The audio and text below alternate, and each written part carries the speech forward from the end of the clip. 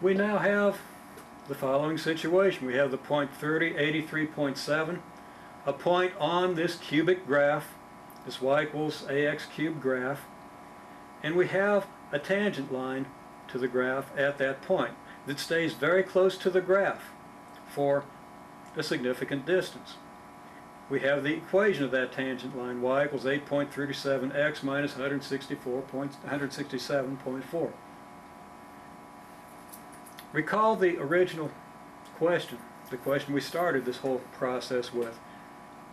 If we change the diameter by 0.1 centimeter, by how much does the volume change?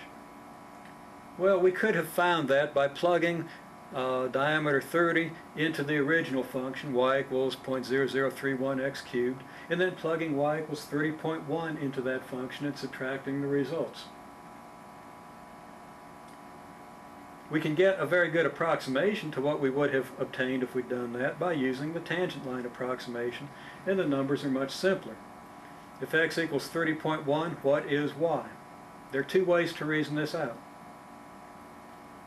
One is, y is going to be 8.37 times 30.1 minus 167.4.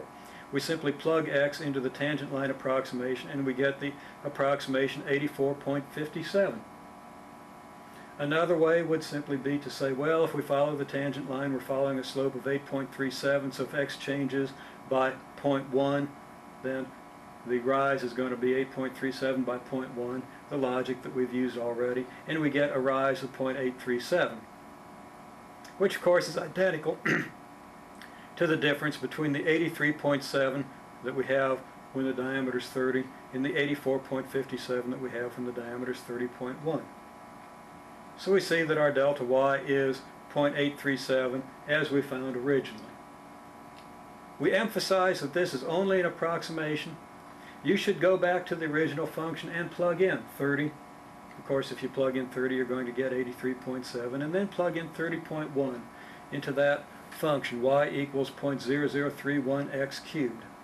Take the difference and see how close it really is to 0.837. Okay, this is the approximation. The difference that you calculate that way is the actual precise difference, and you want to compare those. Very instructive comparison.